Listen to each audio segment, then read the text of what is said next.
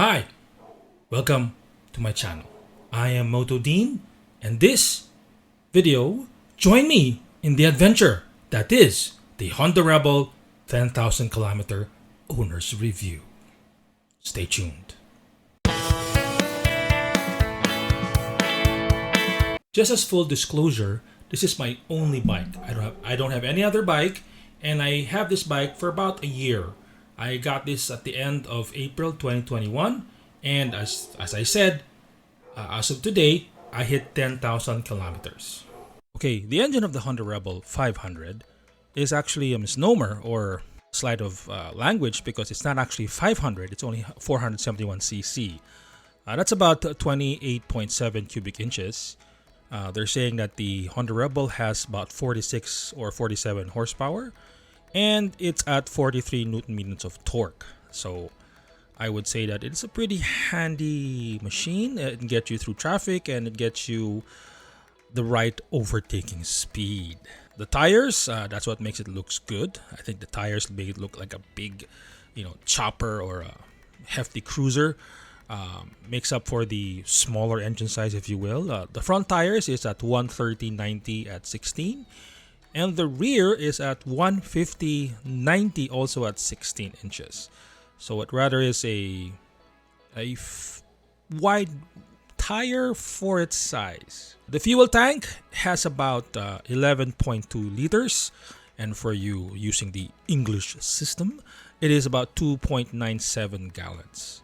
Now, since I've had this bike for a year, I range from a low of maybe 21, 22 when I'm riding really aggressive, and when I'm riding like a Republican, conservatively, I get about 30 kilometers per liter, or that's the range of 56 to a high of 70 miles per gallon.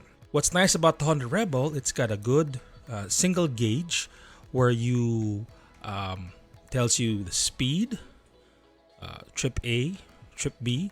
It also tells you what gas mileage you have. You can set it at English or the metric system. Of course, what's important, it tells you the fuel, and of course, it also has a gear indicator. But the most important thing about the gauge, it tells you the time. The time to go home to your wife because you're riding out too long. Now, as I said before, I got the bike April 2021, and of course it's at 10,000 kilometers already. I've changed the oil 3 times. One at 1,000 kilometers, the second at 2,000, and the third at 7,000. So I think I'm gonna change it, add 5 at 12,000. It may seem high at 10,000 for a year, but I do mostly weekend rides, maybe mostly one of the weekends. I rarely do a Saturday and Sunday. I can average about maybe 2 to 3 times a month. I do take it to work, maybe once or twice a week, but in the Philippines right now, this June, it's the rainy season, so it all depends on how sunny in the morning. The Honda Rebel does great in all types of rides. Twisties, long rides. I've taken up to the hilly ride where it's twisties. And of course, I do a lot of long rides. Mostly highway in the beginning of the ride. Then after leaving the highway, or what we call the expressway, I take the countryside roads up to the breakfast places and resorts. I have taken a couple of tourist spots here in Tagaytay and one to Pico de Loro. That's a beach club. The longest rides I do is about 100 kilometers one way. And so roughly I can do 200 to 250 round trip when I get home. I think also this is a great bike for the city. I have a video just for that, and please see the link in the description below. This is a great city bike. As I said, I've used it in the city more than actually going out to long rides. Where I live is Metro Manila. It's a very highly urbanized city. When I do take it to work at my school, where I'm a dean of a law school, I take what we call the Skyway, or an elevated highway, and there's a speed limit. I can only go 30 kilometers per hour, which is about maybe 35 to 40 miles per hour, and so that's the limit. So if it wasn't for my cardio and listening to music, would have been a boring ride. When I decided to go back to biking and buy a bike, I had several choices.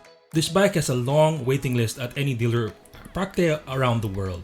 So I think if ever you get this bike, it'll have great resale value because of its high demand. I was looking at the Vulcan 650, Kawasaki Vulcan 650. I was also looking at the Royal Enfield Interceptor 650. I love the look of that bike. And of course, if budget was really a factor, we have a bike here called the Bristol 400. So that's basically a bike made in Taiwan, but it looks classic. It's a one-cylinder 400, and what's what I need, because here in the Philippines, to ride on the freeways or highways or what we call expressways, you need a bike that is 400cc up. Price-wise, the Honda Rebel, when I bought it, it was 385,000 pesos. That's out the door. That's about 7,500 to 7,700 US dollars. You can compare that. The Vulcan, the Kawasaki Vulcan, was listed at 415,000. The Royal Enfield at that time was only 360,000 pesos. But they've increased their prices, I think, to match the engine size. So right now, back when I bought the Rebel, the Enfield Interceptor was cheaper, but now it's more expensive than the Honda Rebel. The cheapest one was the Bristol. It's listed at 268,000 pesos. Of course, the colors depends on the availability of the dealer. For the Honda Rebel, the black and the dark gray, I think, metallic gray, had a long waiting list, but the red ones were available right away. So I just decided to get one because I really wanted to get the bike. I didn't want to wait anymore. You know, the Rebel is very low maintenance. Aside from the oil changes, I haven't spent nothing on it. The engine wise, the muffler system, the shocks, it's still stock. It's a cruiser, therefore the clearance is a bit low. In the Philippines, we have weird speed bumps, and believe it or not, I've had some scratches down below. So I have skidded on a few humps. Not proud of that. I've only made a few mods. I have a frame slider. It's the first thing I bought. And of course, I changed the horn to a louder horn. And as you can see here in some of the photos, I have a seat pad. It's usually for air. You pump air into it. But since it gets pretty stiff, I actually use water right now. So it feels like a waterbed. You're sitting on a waterbed. As you know, I don't see any flaws in this bike, except for the 0 to 100 kilometer speed test. I have a link down below. See that video. One of the last things I'll say about this bike is that it doesn't go fast. But that's why I didn't buy it. I just need it to go long. That's what she said.